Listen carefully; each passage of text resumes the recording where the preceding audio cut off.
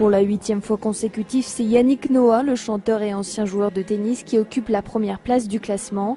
Rien ne semble l'atteindre, pas même ses déclarations controversées sur le dopage.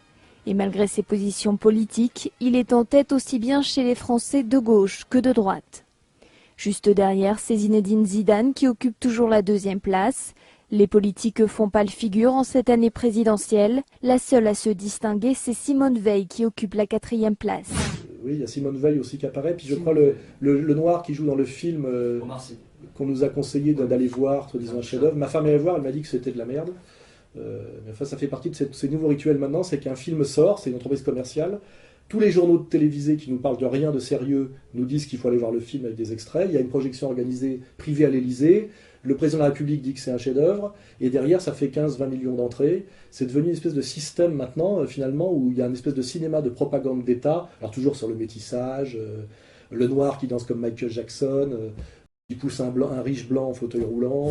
Il est le sourire de cette nouvelle année. Omar Sy, révélation du film Intouchable, démarre 2012 sur les chapeaux de roue et fait une entrée fracassante dans le classement des personnalités préférées des Français. Le héros du film, qui devrait dépasser aujourd'hui les 16 500 000 spectateurs, bat tous les records et se place directement à la 3e marche du podium. Une véritable success story pour cet ex-gamin de Trappes, devenu le symbole d'une France métissée et généreuse. C'est toujours de la grosse artillerie droit de l'homiste métisseuse. On avait eu, je crois, les ch'tis dans le même genre. Produit toujours par des membres de la communauté organisée, voilà, ou des convertis même pour Danny Boone, qui était mal né, mais il a fait des efforts, il s'est converti. Voilà, on a cette espèce de ça s'institutionnalise en France, et je pense qu'on finira comme Hollywood, où finalement Woody Allen dit en plaisantant, parce que lui a le droit évidemment de faire des plaisanteries, je crois que la cérémonie des Oscars est la plus grande fête juive du monde. Voilà, on en arrivera là en France, c'est-à-dire à la communautarisation intégrale du cinéma français.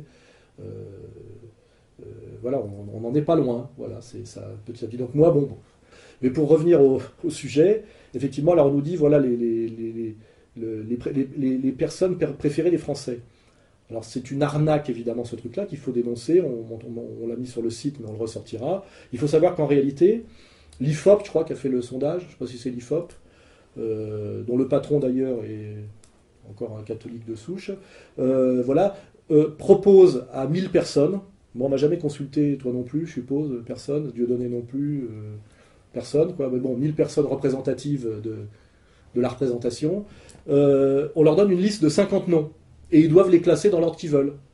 Alors évidemment, dans ces 50 noms, il n'y a pas Alain Soral, il n'y a pas Dieudonné, il n'y a pas Jean-Marie Le Pen. Comme il y a des vivants, de toute façon, il n'y aurait sûrement pas eu Adolf Hitler. Mais voilà, il n'y a que, effectivement, des Français issus de la diversité, des sportifs, des guignols du show business, des hommes politiques qui ont donné qui ont fait acte de soumission intégrale au système. Simone Veil, évidemment, l'académicienne pour son œuvre immense. Voilà. Et ce qui est marrant, c'est qu'on dit voilà les personnages préférés des Français. C'est une escroquerie totale, parce que finalement, s'il y avait moi, Dieudonné et Jean-Marie Le Pen dans la liste, par exemple, et même le professeur Florisson, pourquoi pas, même si on était classé 47, 48, 49, 50, on serait dans les personnalités préférées des Français. Donc, une fois de plus, tout ça est de la manipulation et du mensonge, dans le but de vendre aux moutons, aux veaux dont parlait de Gaulle, aux veaux français, le fait que les Français préfèrent Yannick Noah, Zidane, Mimi Mati, Simone Veil, et pour retrouver le premier Français, il faudrait être vers la 10e place, peut-être un Laurent Gérard, je ne sais pas. Voilà, pour nous vendre systématiquement, à coups de mensonges et coups de pompe dans le cul, que ce qui est génial, c'est les métis, les gens qui ne sont surtout pas français de souche et dont les ancêtres ne sont surtout pas nés sur le territoire national, les gens qui n'ont surtout jamais écrit un livre intelligent ou fait œuvre de recherche en médecine sérieuse, etc., etc., mais des saltimbanques de 3e zone bien collabos, des sportifs drogués ou pas, il faudra demander à Yannick Noah, c'est devenu le spécialiste effectivement du dopage. Voilà, et effectivement, qu'est-ce que c'est qu'un pays qui a pour pour personnalité préférée de son pays, Yannick Noah, Mimi Mati, j'ai oublié le nom du nouveau là qu'ils ont promis, Omar, sympathique par ailleurs, c'est pas la question, Simone Veil, bien évidemment. Voilà, qu'est-ce que ça veut dire, pourquoi, voilà, donc j'ai lancé le sujet, c'est assez facile de réfléchir là-dessus, mais ce sur quoi il faut bien insister, c'est une escroquerie. Ce ne sont pas les 50 personnalités des Français. On a obligé les gens à choisir entre ces 50-là, et voilà, et à les classer, et en plus, au-delà même de cette manipulation, moi je ne suis pas allé vérifier qu'effectivement il n'y avait pas eu des déclassés, voilà. Enfin voilà, c'est de la propagande d'État, et quand on se moque tout le temps de l'URSS, ou qu'on nous cite tout le temps Goebbels, qui, comme je l'ai bien expliqué dans mon dernier livre, n'est jamais qu'un imitateur de Édouard Bernays et d'un autre, de Musenberg. Voilà, voilà. Les Allemands n'ont rien inventé. Les spécialistes de la propagande ont toujours été les Américains dès les années 20 et effectivement les Soviétiques. Et d'ailleurs, à la tête de ces manipulateurs en chef, il y avait des juifs ashkénazes, issus pratiquement du même shtetl poméranien, ce qui est assez marrant. Il y en a un qui a choisi l'Amérique libérale et l'autre le bolchevisme sanguinaire. Mais en tout cas, voilà, avec la même vision du monde, c'est-à-dire on prend les gens pour des cons, ce sont des moutons, on les manipule, on les domine par le mensonge, et tout ça, quelque part, baigne dans un même bain idéologico-religieux, quoi, voilà, hein, voilà.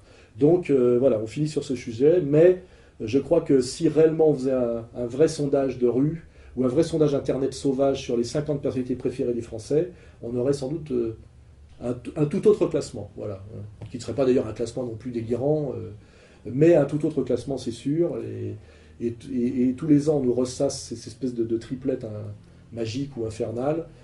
Voilà, parce que en plus c'est récurrent. Hein. C'est pareil aussi, il y a les personnalités les plus détestées des Français. À chaque fois, il y a Le Pen, Dieudonné, je sais pas trop quoi.